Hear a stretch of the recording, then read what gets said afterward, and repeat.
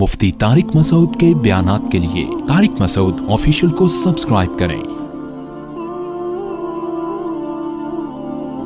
طارق مسعود official.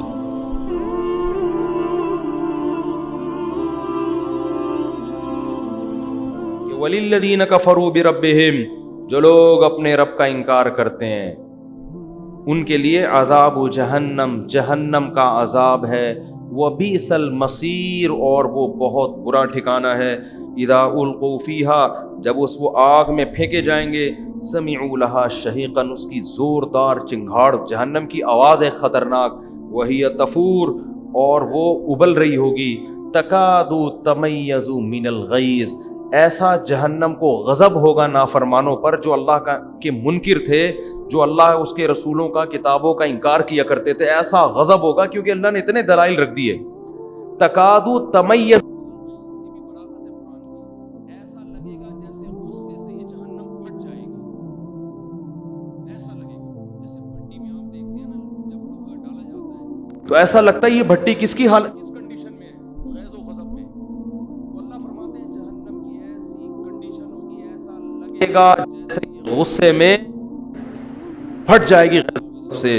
فرمایا کلما القی فیہا فوج سألہم خزنتہا، جب بھی کوئی جماعت اس آگ میں ڈالی جائے گی تو جہنم کے جو داروغہ ہیں وہ ان سے پوچھیں گے الم یاتکم نذیر، کیا تمہیں اس آگ سے کسی نے ڈرایا نہیں تھا؟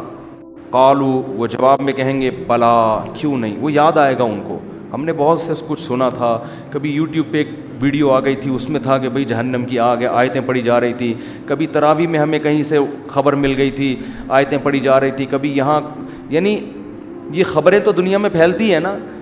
بعض کو پیغمبر نے براہ راست سمجھایا تھا تو کہیں گے بلا قد جاءنا نذیر، کیوں نہیں، نذیر ڈرانے والا آیا تھا۔ فکذبنا، ہم نے اس کا انکار کر دیا، وقلنا ما نزل اللہ من شیء، ہم نے کہا اللہ نے آسمان سے کچھ بھی نازل نہیں کیا، یہ مولویوں کی باتیں ہیں۔ وقالوا لو كنا نسمع، وہ کہنے لگے کاش ہم سن لیتے ان کی بات، او نعقل، یا عقل سے خود ہی کام لے لیتے۔ بعض دفعہ انسان کا کہ علم میں اضافہ ہوتا ہے کوئی بات سن کے، بعض دفعہ اضافہ ہوتا ہے خود ہی کھوپڑی استعمال کر کے، خود ہی کھوپڑی استعمال کر لیتے تو بھی ہمیں یقین آ جاتا کہ آخرت ہے۔ کیوں؟ دیکھو ایک ٹیکنیکل بات کرتا ہوں میں، اکثر یہ ایتھیس اور منکرین خدا یہ دعویٰ یہ کرتے ہیں کہ یار یہ خدا ایسا ظالم کیسے ہو سکتا ہے کہ لوگوں کو، نافرمانوں کو پکڑ میں آگ میں ڈال دے، یہ کیسے ہو سکتا ہے؟ یہ سمجھ میں آنے والی بات نہیں ہے۔ تو جب بھی کوئی باطل آدمی اعتراض کیا کرے نا تو اس کا اعتراض کا جواب دینے کے بجائے اس پر اعتراض کر دیا کرو، یہ اصول یاد رکھو، کیونکہ باطل کیا کر رہا ہوتا ہے کہ اس پر جو اس سے بڑا اعتراض ہوتا ہے نا اس کو ٹھنڈے پیٹوں پی جاتا ہے، اور جو چھوٹا اعتراض ہو رہا ہوتا ہے وہ آپ پہ کر رہا ہوتا ہے۔ نہیں آئی بات سمجھ میں؟ تو اس کو یہ کہا کرو کہ ٹھیک ہے ہم فرض کر لیتے ہیں کہ یہ تو بہت سخت عذاب ہے آگ کا، اور اللہ اس میں جو نافرمانوں کو ڈالے گا یہ سمجھ میں آنے والی بات نہیں ہے، اللہ ایسا ظالم کیسے ہو سکتا ہے۔ اس بیس پہ فرض کرو ہم نے آخرت کا انکار کر دیا، نہیں ہوگا کچھ بھی، مر کے ہم مٹی ہو کے کیا ہو جاتے ہیں، ختم۔ یہ اللہ پہ اس سے بڑا اعتراض ہے، ٹھیک ہے نا، کیونکہ دنیا میں اتنے بڑے بڑے جرائم ہو رہے ہیں، اتنے بڑے بڑے جرائم ہو رہے ہیں کہ اگر آخرت، کیونکہ دیکھو آخرت اگر ہے تو پھر اس میں جہنم کا عذاب ہے، کوئی اور تو کسی کتاب میں ملتا ہی نہیں ہے نا اس کا تذکرہ۔ یہ تو یہودی، عیسائی اور مسلمان کہتے ہیں کہ آخرت ہے، اور تینوں متفق ہیں کہ وہ عذاب اس میں کیا ہوگا، آگ کا عذاب ہوگا۔ باقی تو کسی مذہب کے ایسے اس میں تو دعووں میں کلیئرٹی ہے ہی نہیں نا باقی مذہب کے، تو یا تو آخرت ہے یا نہیں ہے تو پھر یہی ہے، اور اگر اس کی بیس پر آخرت کا انکار کرتے ہو تو پھر اللہ پر اس سے بڑا اعتراض ہوگا کہ دنیا میں ہزاروں بچوں کے قاتل بھی گزرے ہیں، دنیا میں آج بھی ہم دیکھتے ہیں ایسے لوگوں کو، میں جانتا ہوں جنہوں نے اپنے باپ کو قتل کیا، اپنی ماں کو قتل کیا چند ٹکوں کی لالچ میں، اپنی دادی کو قتل کیا، اپنے دادا کو قتل کیا، بچوں کے کو ذبح کیا۔ ایک دفعہ میں کراچی میں کہیں کھڑا ہوا تھا، ایک عورت چیخنے لگی، ایسا چیخ کے بھاگ رہی ہے، لوگ بھی بھاگ رہے ہیں۔ میں نے کہا کیا ہوا؟ کہتے ہیں کچھ اس کی گود میں بچہ تھا کوئی اغوا کرنے والے لڑکے جو بچوں کو بیچتے ہیں, انہوں نے اس کی گود سے بچہ چھین کے بھاگ گئے. یار اس ماں پہ کیا گزر رہی ہوگی آپ سوچو. اس قدر ترس آئے. وہ بیچاری یہ جھونپڑیوں والی عورتیں نہیں ہوتی, غریب ماسیاں جو ہوتی ہیں, وہ بیچاری کہیں بازار میں جا رہی تھی, اس کی گود سے 2 لڑکوں نے بچہ چھینا ہے اور بائک پہ فرار ہو گئے. نہیں پکڑے گئے وہ. بچہ مر جائے, ماں کو تھوڑے دنوں میں تسلی ہو جاتی ہے. گود سے بچہ چھین کے جب آپ اس پہ ظلم کرتے ہو اور بھاگ جاتے ہو چند ٹکوں کی لالچ میں, یار اس بچے کو کہاں لے جا کے تم بھیجو گے, کیا بھکاری بناؤ گے, کیا کرو گے, تم دیکھتے نہیں اس کے کلیجے پہ آرے چل رہے ہیں. اس کا مطلب تو یہ ہوا اگر آخرت نہیں ہے تو ایسے ظالم بھی مر کے ختم, اور جنہوں نے بڑی بڑی قربانیاں دیں, بالکل ایمانداری کے ساتھ زندگی گزاری, کسی کے ساتھ ظلم نہیں کیا, وہ بھی مٹی ہو کے ختم. تو اللہ کے ہاں تو پھر بہت بڑی دھاندلی ہے. تبھی تو قرآن کہتا ہے ام نجعل المتقین کالفجار, تم پاگل ہو گئے ہو, کیسی باتیں کر رہے ہو کہ آخرت نہیں ہے. مطلب یہ کہ جو خدا کے خوف سے اچھی زندگی گزارتا ہے اور جو ظالم ہے بری زندگی گزارتا ہے, تم سمجھتے ہو کہ میں دونوں کو مار کے ختم کر کے ایک جیسا کر دوں گا. ما لکم, تمہیں ہو کیا گیا ہے. قرآن کے الفاظ دیکھو, مجھ پر اتنا بڑا الزام لگا رہے ہو. تو جو یہ اعتراض کیا کرے نا اللہ آگ میں کیسے ڈالے گا, یہ اس سے پتہ چلتا ہے آخرت نہیں ہے. اس سے کیا, اس سے بڑا الزام اللہ پہ یہ ہوتا ہے کہ وہ سب کو برابر. دنیا میں تھوڑی سزا ملتی ہے, دنیا میں تو چور ڈاکو صدر بن جاتے ہیں. حقیقت ہے یہ, دنیا میں تو ایسا بھی کیس ہمارے سامنے آیا کہ ایک لڑکی نے گھر سے بھاگ کے شادی کی اور کیس باپ پہ ڈال کے, بےہودہ کیس کہ یہ مجھے یعنی غلط نظروں سے دیکھتا تھا, حالانکہ باپ پاک دامن تھا, اندر کس کو کر دیا, باپ. اس باپ پہ کیا قیامت گزرے گی یار, کہ ایک تو میری عزت کا جنازہ نکالا اور اوپر سے مجھے پہ الزام ڈال کے. جس باپ نے بچیوں کو گودوں میں پالا ہو, کتنی محبت دیتا ہے باپ. دنیا میں ایسے ایسے مظالم ہو رہے ہیں کہ انسان کانوں کو ہاتھ لگائے, اور ان ظالموں کو دنیا میں سزا نہیں ملتی. اکثر بے گناہ لوگ سزا میں پستے ہیں, پھانسی کے پھندوں پہ چڑھ جاتے ہیں بے گناہ. جو قتل کرنے والا ہوتا ہے وہ کھلے عام گھوم رہا ہوتا ہے. تو بھائی دنیا میں تو ایسا ممکن ہے. اللہ کہتے ہیں کیا میرے بارے میں بھی تم نے یہ گمان کر لیا ہے, ما لکم, تمہیں کیا ہو گیا ہے, کیف تحکمون, کیسے فیصلے کر رہے ہو تم میرے بارے میں, کہ پرہیزگاروں کو, اچھوں کو, بروں کو مار کے ختم کر کے برابر, یہ نہیں ہو سکتا. تو جو یہ کہا کرے نا کہ آگ سمجھ میں نہیں آتی, اس سے کہیں ہماری سمجھ میں یہ نہیں آتا کہ کوئی بھی سزا نہیں ملے گی. اگر آگ نہیں ہے تو پھر آپ بتاؤ کیا سزا ہے, صحیح ہے نا. تو اس سے پتہ چلتا ہے کہ اگرچہ ہماری سمجھ میں آگ کی سزا نہیں آتی, لیکن بھائی ہماری سوچ اور ہماری سمجھ وہ اس قابل نہیں ہے کہ ہم اللہ سے آگے نکلنے کی کوشش کریں. علماء کہتے ہیں جہنم اللہ کے غضب کا اظہار ہے. خدا کو نافرمانوں پہ جو غضب ہوگا نا, تو غضب کس کا ہے, اللہ کا. تو اللہ اپنے غضب کا اظہار اسی طرح کرے گا, کیونکہ وہ عام غضب نہیں ہے, وہ کس کا غضب ہے, اللہ کا غضب ہے. تو اس سے پناہ مانگنی چاہیے, اس پہ اعتراضات نہیں کرنے چاہیے, اس کا مذاق نہیں اڑانا چاہیے. اس سے عقل مند لوگ پناہ مانگتے ہیں کہ اللہ ہمیں ایسے کاموں سے بچا جس کی وجہ سے جہنم کی آگ حلال ہوتی ہے, اسے پناہ مانگو اس سے.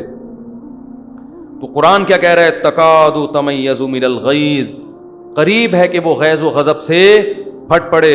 اور جب بھی ان کے پاس کوئی جو لشکر ڈالا جائے گا تو جہنم کے داروغہ پوچھیں گے کیا ڈرانے والا نہیں آئے گا, آیا. وہ کہتے ہیں کاش ہم سن لیتے یا عقل سے کام لیتے. عقل کا مطلب سمجھ میں آیا نا, کہ کیسے ہو سکتا ہے کہ اللہ کوئی سزا ہی نہ دے کسی کو, کاش ہم عقل سے کام لیتے.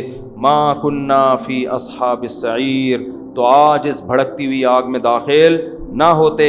فاعترفوا بذنبہم, اللہ فرماتے ہیں دیکھو آج اپنے جرم کا انہوں نے اقرار کر لی. یہ دنیا میں کر لیتے تو فائدہ ہوتا. ان الذین یخشون ربہم بالغیب, لیکن فرمایا وہ لوگ جو اپنے رب کو بغیر دیکھے ڈرتے ہیں. ایتھیس کا سب سے بڑا اعتراض یہ ہوتا ہے کہ خدا نظر کیوں نہیں آتا, وہ آ کے بتاتا کیوں نہیں ہے کہ میں ہوں, وہ خاموش کیوں بیٹھا ہے. وہ خاموش نہیں بیٹھا, وہ خاموش بیٹھا ہوتا تو اتنی باتیں بولو نہ کر رہا ہوتا. وہ خاموش نہیں, ہاں نظر نہیں آئے گا وہ, کیونکہ نظر آتا تو اسے بتانے کی, باتیں کرنے کی ضرورت, بولتے کیوں نہیں, پھر ضرورت تھوڑی تھی, پھر نہ پیغمبروں کو بھیجنے کی ضرورت, پھر نہ کتابیں نازل کرنے کی ضرورت. اس کو کیا ضرورت تھی یہ سب چیزیں کرنے کی بھائی, کیونکہ جب وہ نظر آ جاتا تو حجت تمام ہو جاتی. آزمائش پھر سوچنے کا موقع تھوڑی ملتا. نظر نہ آنے کا فائدہ ہے, اللہ سوچنے کا موقع دے رہا ہے کہ جب سمجھ میں آ جائے توبہ کر لینا, توبہ قبول کر لوں گا. جب اللہ ایسی بڑی نشانی دکھاتا ہے تو پھر سوچنے کا موقع نہیں دیتا. دیکھو قوم سمود حضرت صالح علیہ السلام سے کہتی تھی کہ آپ بڑی نشانی دکھاؤ, معجزہ. وہ کہتے تھے دیکھو میں اللہ کا پیغمبر ہوں, یہ نشانی ہے, میری دعوت دیکھو, میں اس پہ تم سے کوئی پیسے نہیں مانگ رہا, تو بس اتنا کافی ہے, میری دعوت صحیح ہے, غلط بات نہیں کر رہا میں. کہہ رہے نہیں, آپ کو اللہ نے بھیجا ہے, کوئی نشانی دکھاؤ.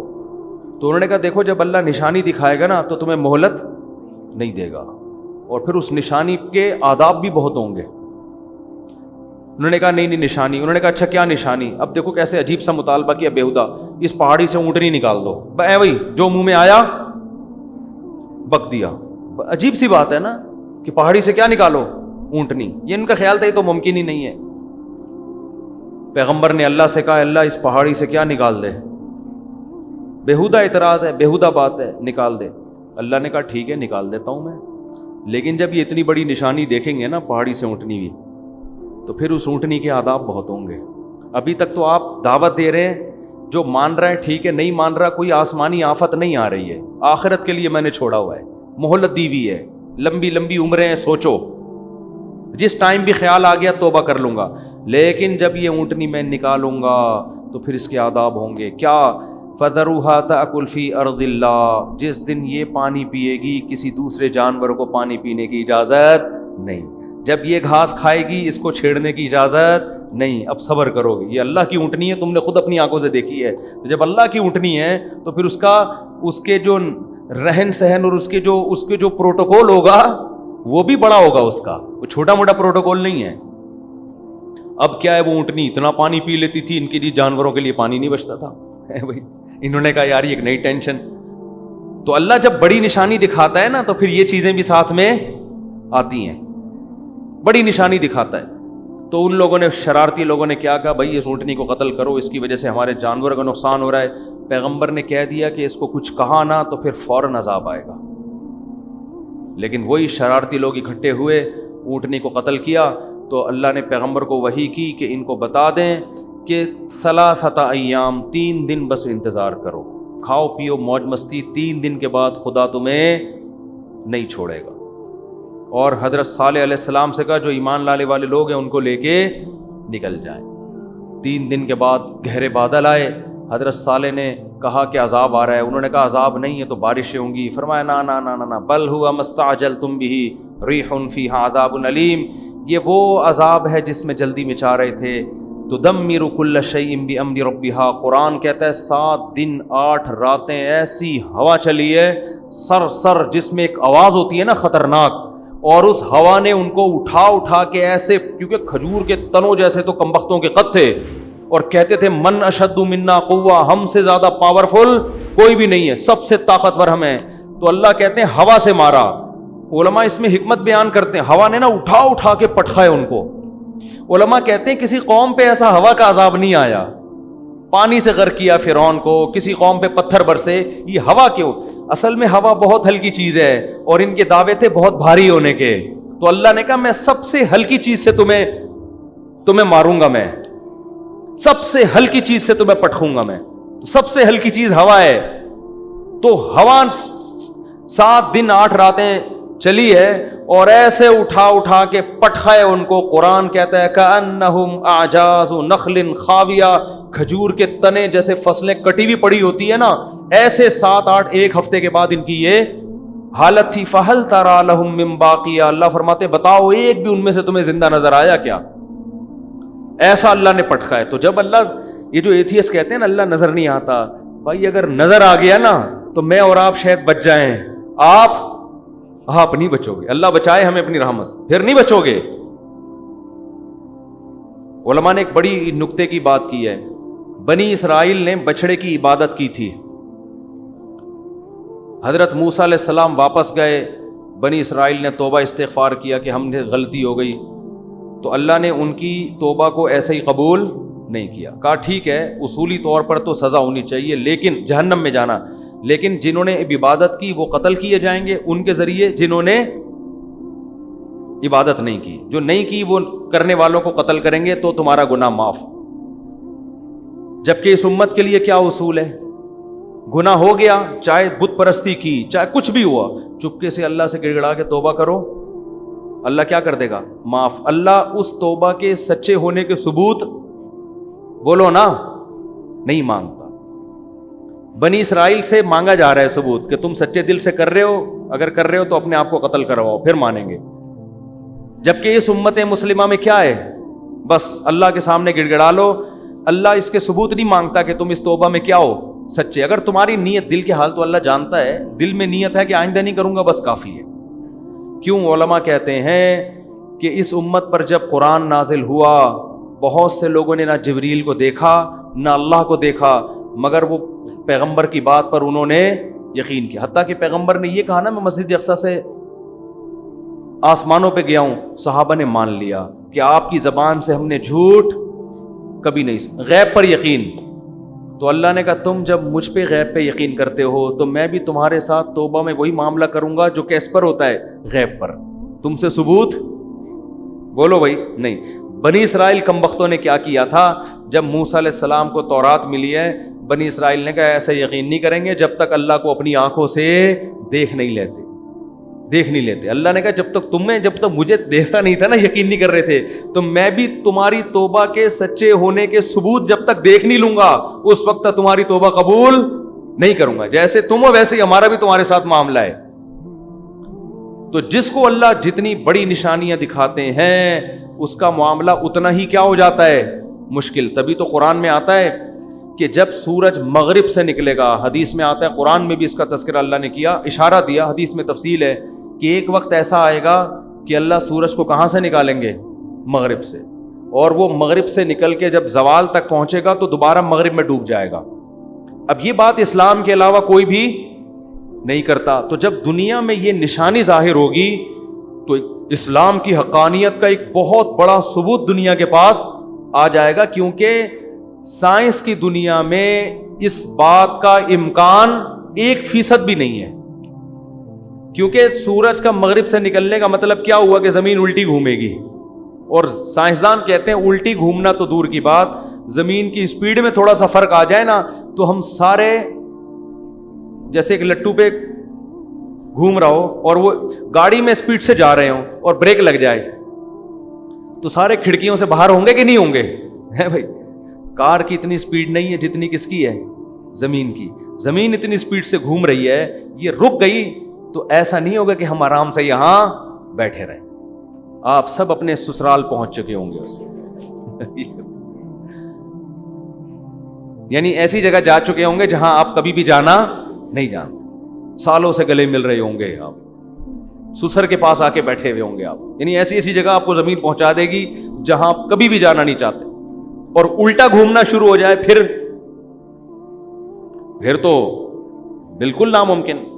لیکن اللہ کو ہر چیز کی قدرت ہے، تو حدیث میں آتا ہے سورج کہاں سے نکلے گا، لیکن یہ اتنی بڑی اسلام کی حقانیت کی نشانی دنیا اپنی آنکھوں سے دیکھے گی کہ اس کے بعد اسلام ماننے کے علاوہ کوئی آپشن، کوئی چارہ نہیں ہوگا۔ لیکن قرآن کیا کہہ رہا ہے؟ توبہ کا دروازہ بند کروں گا میں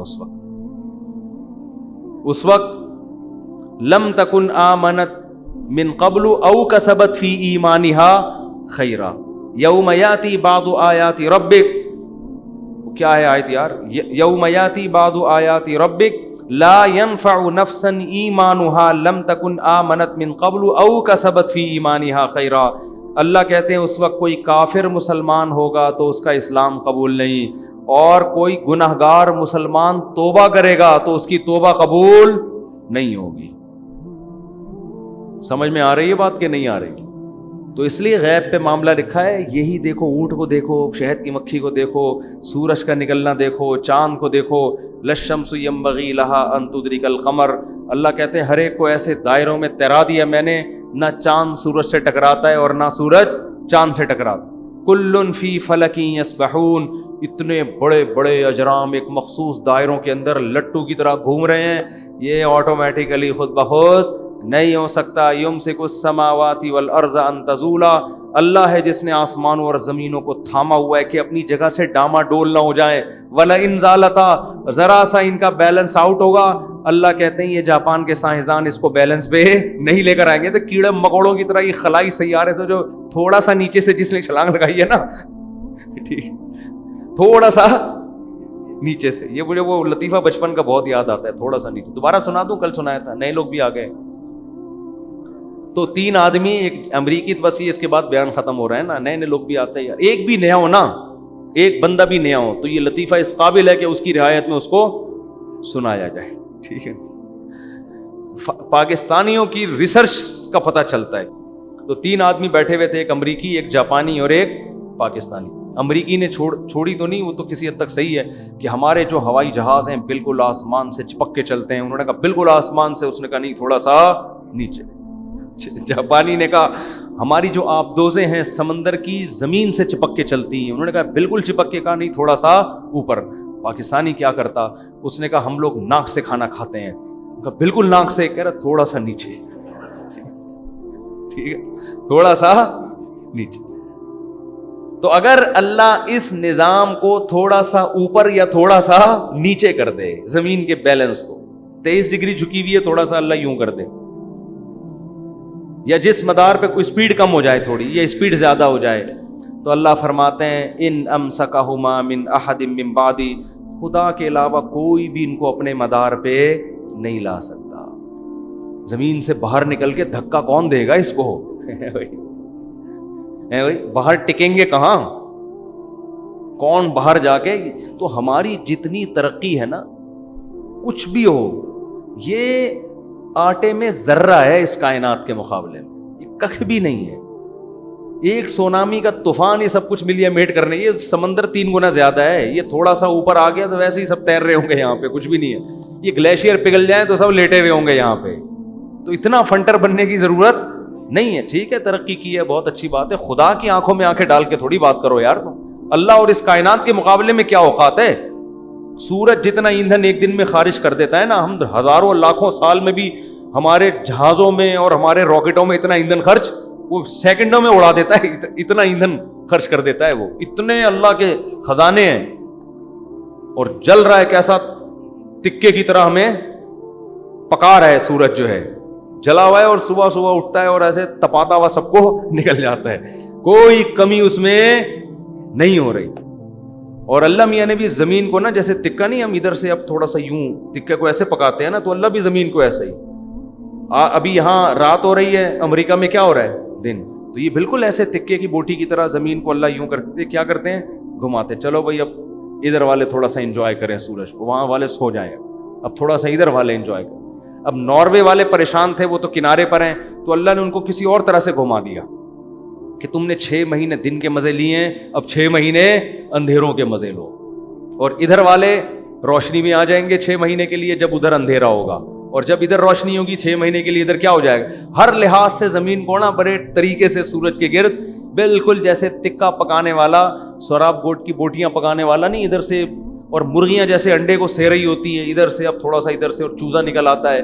تو یہ بھائی خود بخود کوئی بھی سسٹم نہیں ہے. ذالک تقدیر العزیز العلیم. قرآن کہتا ہے زبردست غالب بادشاہ ہے جس کو ہر چیز پر قدرت ہے, العلیم جس کے پاس علم بھی ہے کہ کس وقت کس کو کہاں سے تپانا ہے. ٹھیک ہے نا, کدھر سے گرم کرنا ہے, کدھر لائٹ پڑنی چاہیے, کدھر اندھیرا ہونا چاہیے, کدھر گرمی ہونی چاہیے, کدھر سردی ہونی چاہیے, پورا سسٹم ہے یہ. تو اس کے بعد بھی کوئی خدا کا انکار کرے گا اور خدا کی مان کے نہیں چلے گا, تو اللہ کو یہ حق بنتا ہے کہ اس پہ غصہ کرے اور اپنے غضب کے اظہار میں اس کو جہنم کی آگ میں ڈال دے. اللہ ہم سب کو اس آگ سے محفوظ رکھے.